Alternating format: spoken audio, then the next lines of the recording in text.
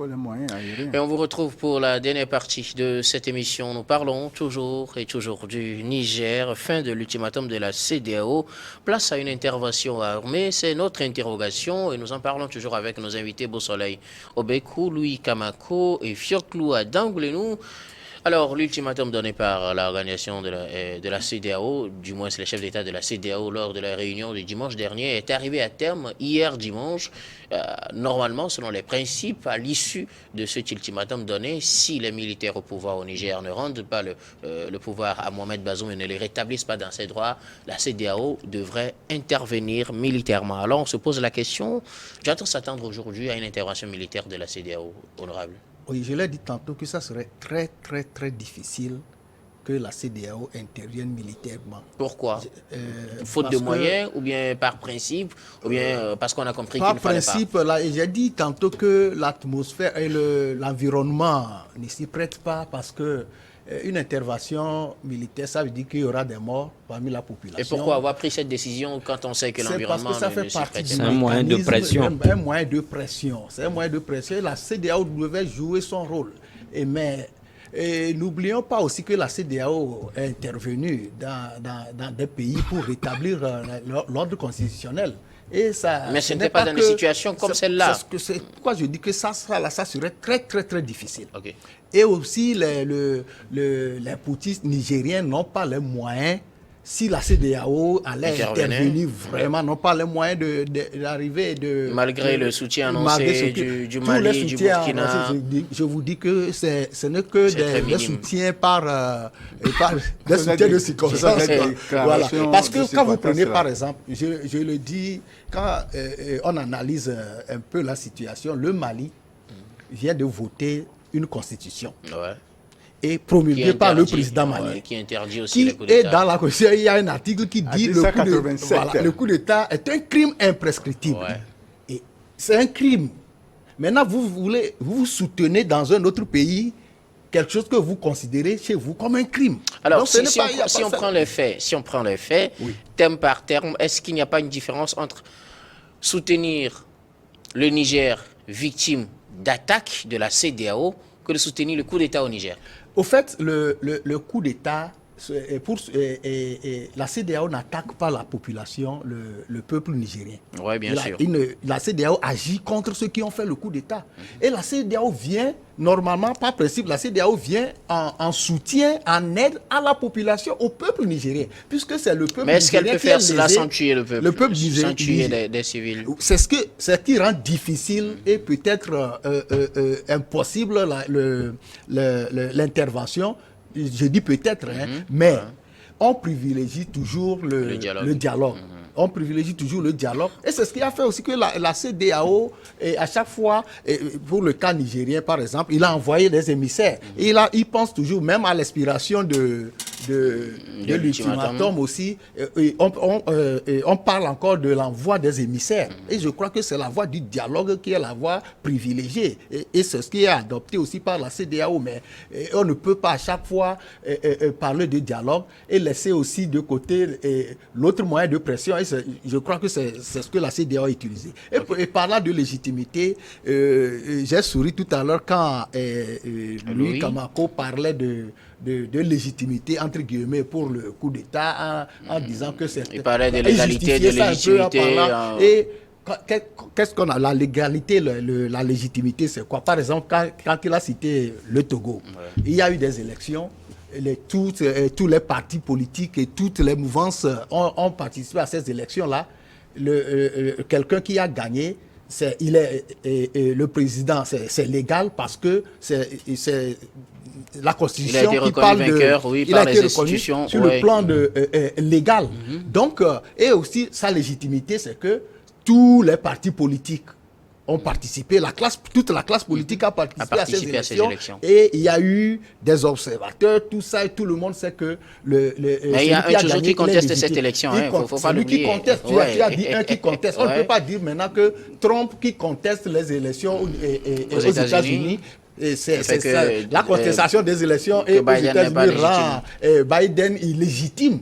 Donc, je le dis et je le confirme que le président togolais a été élu, et il est légal et il est légitime. Okay, on va fermer cette parenthèse et puis on revient sur le Niger. Par contre, au niveau du Niger, la Constitution interdit le coup d'État. Lorsque vous faites le coup d'État, légalement, vous êtes condamnable.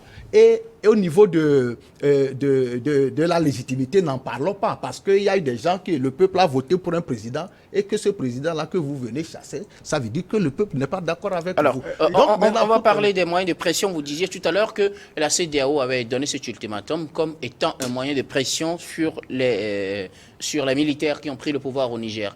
Alors, est-ce que, en tout état de cause, avec tous les reculs possibles, la CEDEAO n'aurait pas mieux fait de s'en tenir aux sanctions économiques qu'elle avait prises avant d'ajouter la menace d'intervention militaire? Est-ce qu'elle n'aurait pas mieux fait de s'arrêter à cela? Parce qu'aujourd'hui, elle a donné un délai et quand on veut respecter sa parole donnée, on devrait intervenir militairement. Et si elle n'intervient pas, est-ce qu'elle ne perd pas la face? Elle ne perd pas la face parce que on dira aussi que, vous savez qu'au niveau, la CEDEAO, quand la CEDEAO a pris la décision en annonçant et en donnant un délai aux putschistes, c'est tous les pays qui composent la CEDEAO. C'est au nom de tous les pays.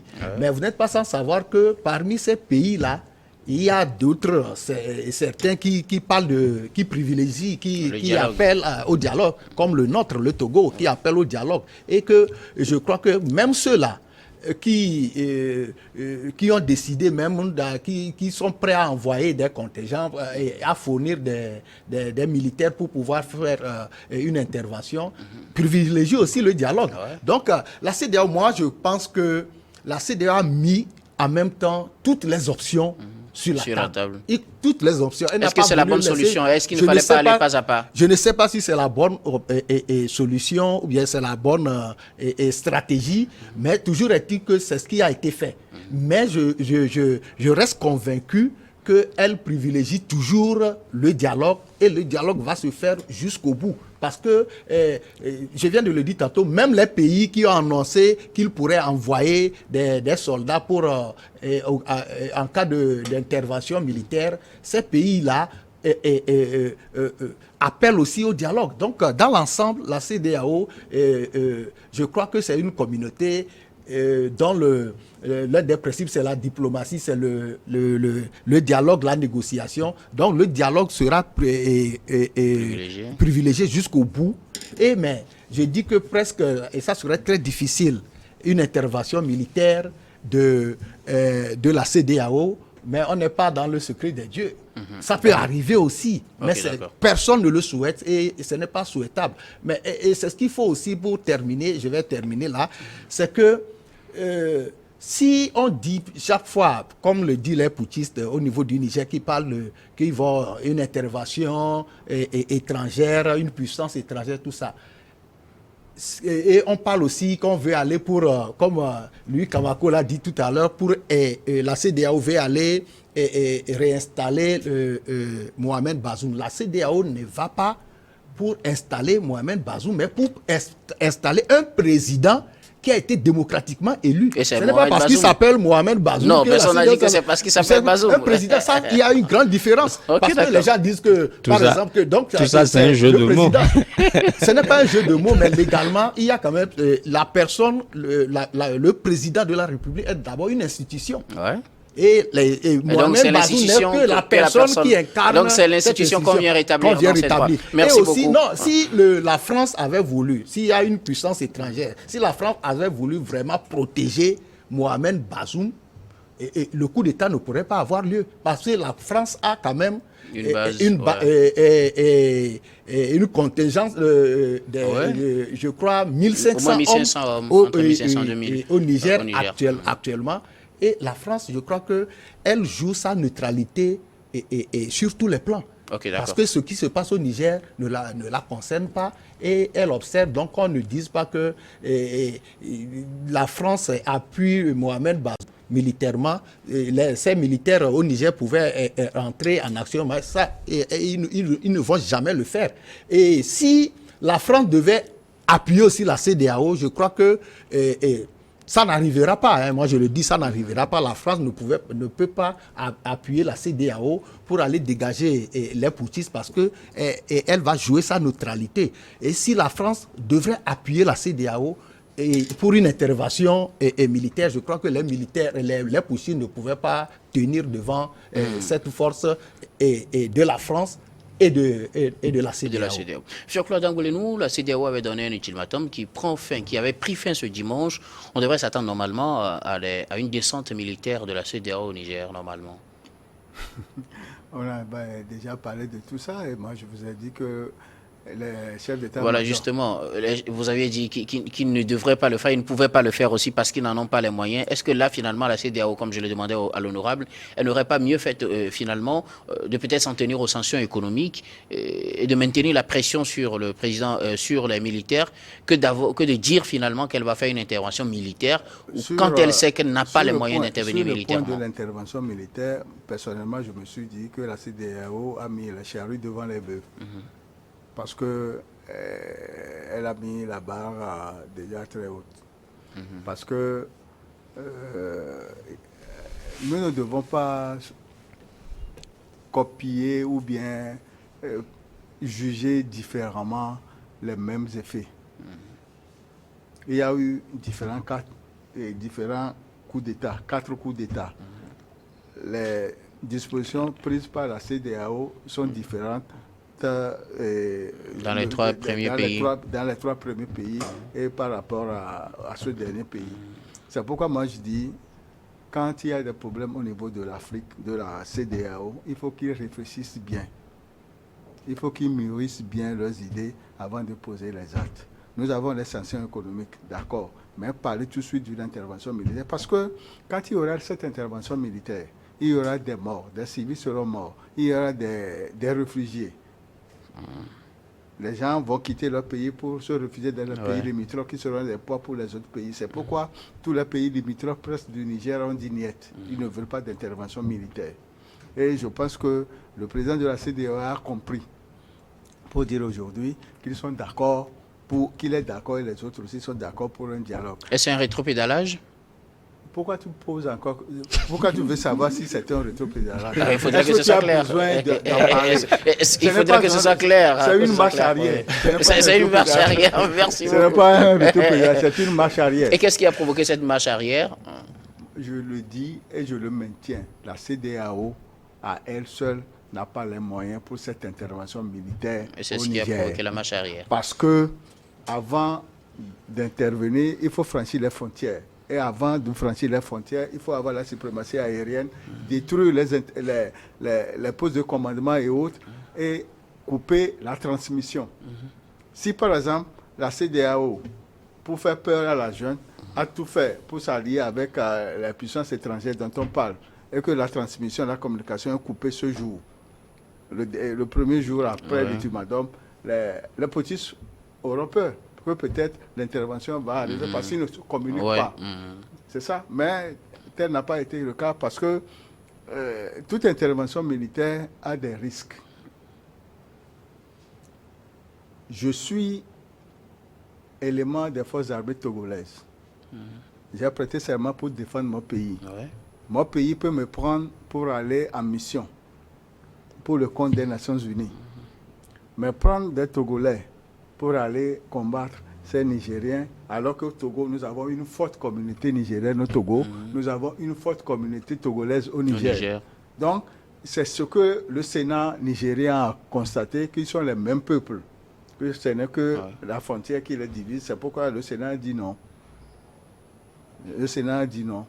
Pour dire non. Et voilà que les chefs d'État ont fait leur assise, ils ont conçu leur plan. Mais l'application sera difficile à ma conception. Louis, que dites-vous de cette menace de la CEDEAO qui arrive à terme et que finalement, apparemment, ce sera difficile d'intervenir?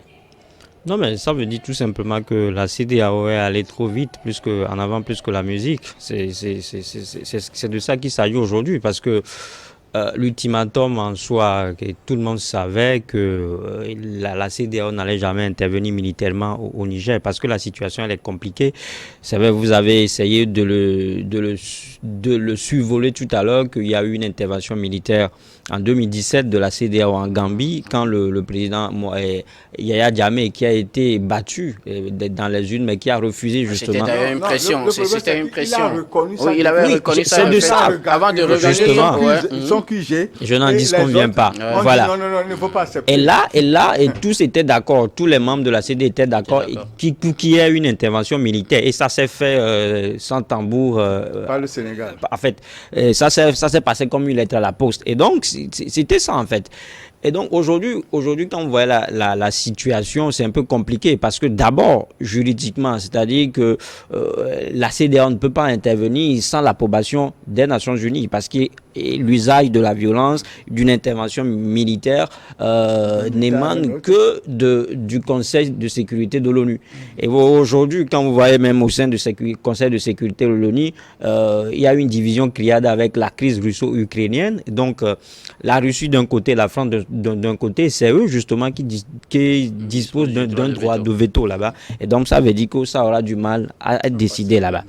Quand vous voyez aujourd'hui la CEDEAO même, le Nigeria, dont le président de Bola Tinubu est trop friand pour une intervention militaire, mais qui a été justement, entre guillemets, freiné dans sa course par le Sénat, ça veut dire que le Nigeria n'est pas d'accord pour l'intervention militaire.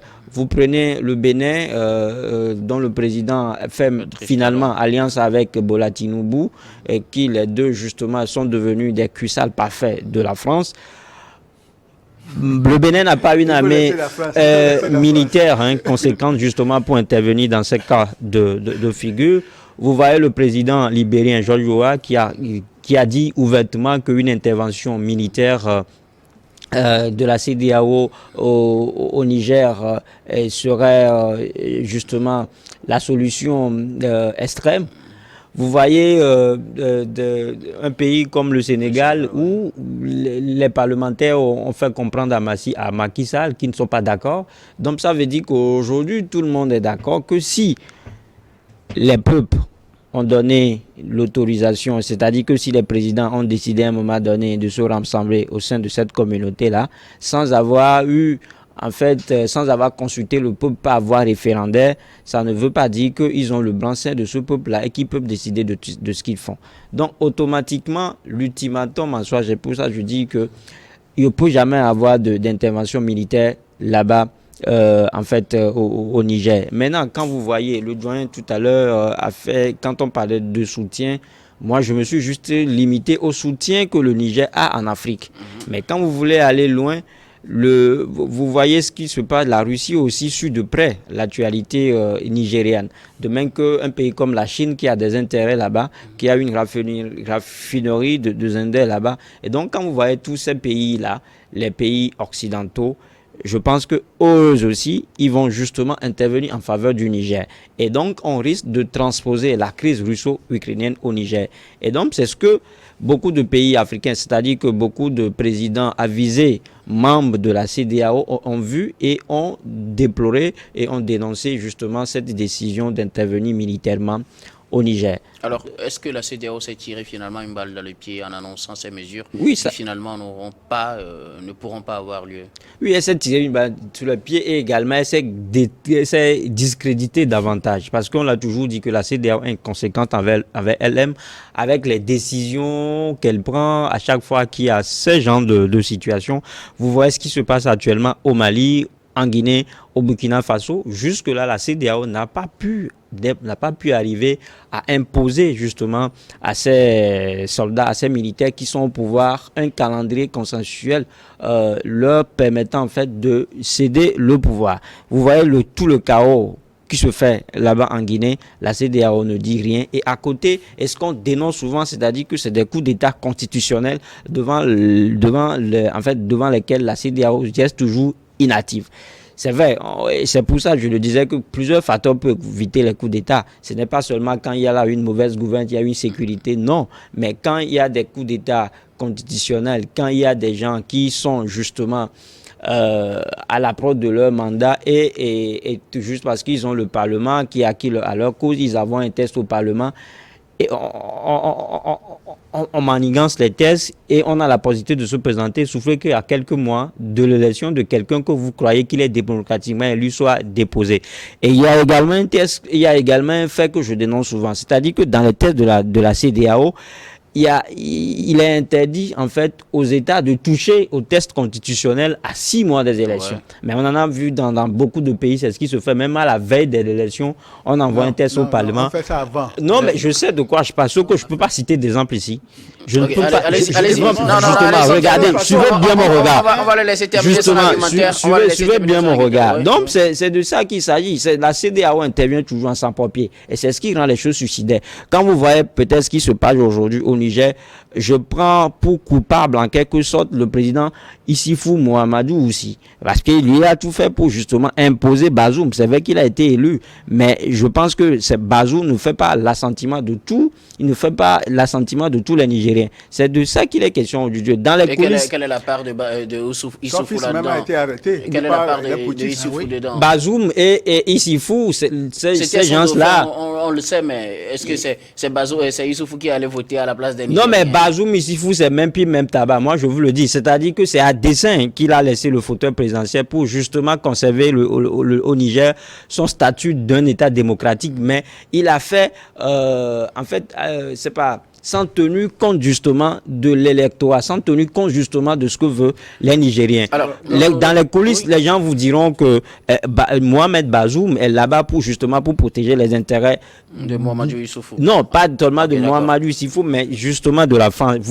Malheureusement, vous nous interdisez. Non, mais justement, de la France. Voilà, et mais pas seulement de la France, mais le sous-sol nigérien, des États-Unis, de la Chine également, qui est très présente au Niger. Donc, ça dit que le Niger représente, c'est un pays stratégique pour la France et les États-Unis, pour l'Afrique. C'est-à-dire que quand le Niger va sortir du giron de la France, ça veut dire que les Occidentaux vont perdre toute la France, vont perdre toute l'Afrique. C'est pour cela qu'ils se battent bec et ongle pour justement que la situation là-bas s'améliore. Alors, quel sera le rapport de force ou bien les relations aujourd'hui entre la junte qui est au pouvoir au Niger et la CEDEAO?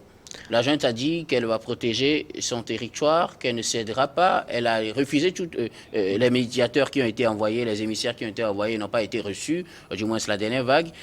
L'ultimatum est arrivé à la fin, c'est le bras de fer. Quels seront selon vous l'état des relations entre les militaires au pouvoir au Niger et la CEDEAO selon vous? La relation sera toujours tendue, si la CEDEAO ne met pas de l'eau dans son vin. Je l'ai dit tout à l'heure. Parce que. Ça veut dire quoi? Mais si ça ne reprend pas sa position, si la CEDEAO adoucit les mesures, peut-être parce que ces militaires-là, en faisant le coup d'État, pensaient justement que ce genre de mesures allaient. Parce que c'est une mesure copie-collée, c'est-à-dire que c'est une mesure toute faite qu'on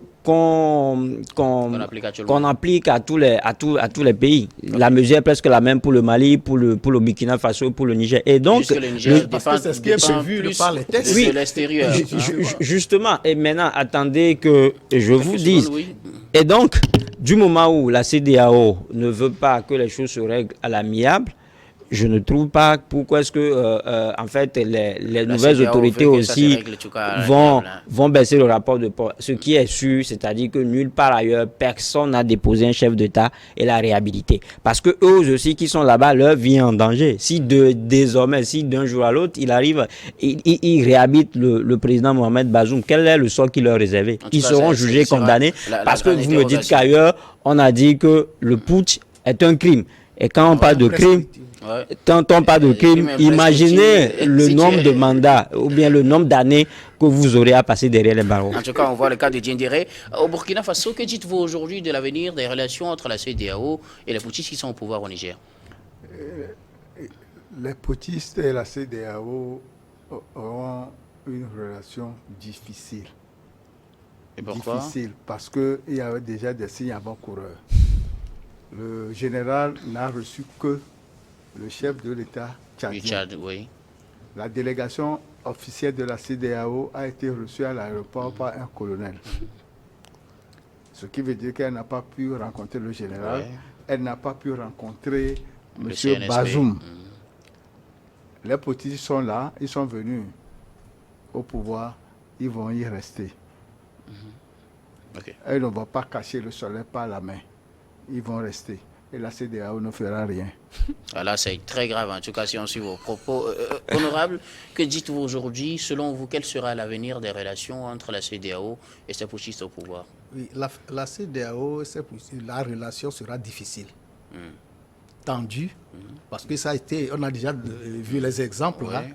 Mais il y aura toujours du dialogue, des discussions entre les deux camps. Est-ce que c'est possible quand on sait que les émissaires qui ont été envoyés, comme le joint l'a précisé, ils n'ont été reçus qu'à l'aéroport, ils n'ont pas pu rencontrer les deux camps? Oui, mais l'avenir, quand même, je crois que les positions vont quand même changer, vont s'adoucir au fur et à mesure qu'on évolue, parce que vous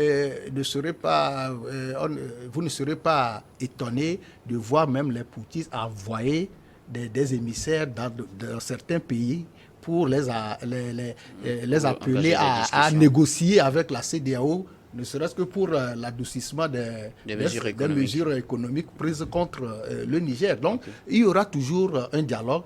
Et arrivé à un certain moment, les putschistes, ils vont demeurer. Comme on le dit, peut-être que le verre est déjà tiré, il faut le voir. Oui. La CEDEAO sera obligée d'accompagner, d'aller négocier, d'envoyer des émissaires pour négocier pour la durée de la transition, tout ça, comme ça a été fait au Mali, en Guinée, au Burkina. Donc, il y aura toujours ce dialogue-là, des discussions entre les deux camps, mais ça sera quand même très difficile et tendu, parce que certains actes qui ont été posés par les putschistes contre la CEDEAO, il y aura certains chefs d'État qui ne seront pas quand même d'accord. Et toujours est-il que il y aura quand même à chaque fois des assises, le dialogue, et ils finiront toujours par trouver un point d'accord. Un point d'accord, même si ce n'est pas ça, ça ne donne pas satisfaction aux deux parties.